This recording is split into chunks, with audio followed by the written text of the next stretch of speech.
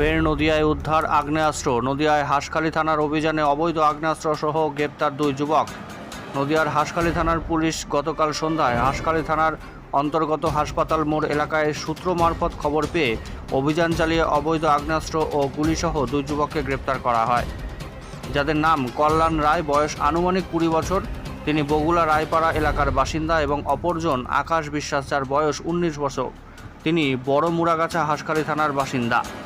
গ্রেপ্তার 2 যুবকের থেকে উদ্ধার হয়েছে একটি দেশীয় আগ্নেয়াস্ত্র, 3 রাউন্ড 8mm তাজা গুলি এবং একটি পালসার NS মোটরসাইকেল। পুলিশ জানিয়েছে 2 যুবকের বিরুদ্ধে সুনির্দিষ্ট মামলা দায়ের করা হয়েছে। পাশাপাশি আগ্নেয়াস্ত্র, গুলি ও যানবাহনটি সিজ করা হয়েছে। অভিযুক্তদের আজ আদালতে পেশ করা হয়। আরেকবার জানায়, নদিয়ায় ফের উদ্ধার আগ্নেয়াস্ত্র। নদিয়ার হাঁসখালি থানার অভিযানে অবৈধ আগ্নেয়াস্ত্র সহ গ্রেপ্তার 2 যুবক।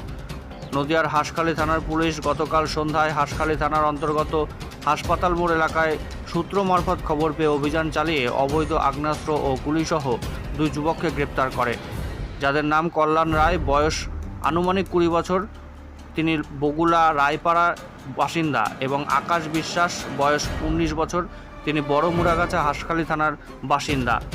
গ্রেপ্তার 2 যুবকের থেকে উদ্ধার হয়েছে একটি দেশীয় আগ্নেয়াস্ত্র, 3 রাউন্ড 8mm তাজা গুলি এবং একটি পালসার NS মোটরসাইকেল। পুলিশ জানিয়েছে 2 যুবকের বিরুদ্ধে সুনির্দিষ্ট মামলা দায়ের করা হয়েছে। পাশাপাশি আগ্নেয়াস্ত্র ও গুলি যানবাহনটি সিজ করা হয়েছে। অভিযুক্তদের আজ আদালতে পেশ করা হয়।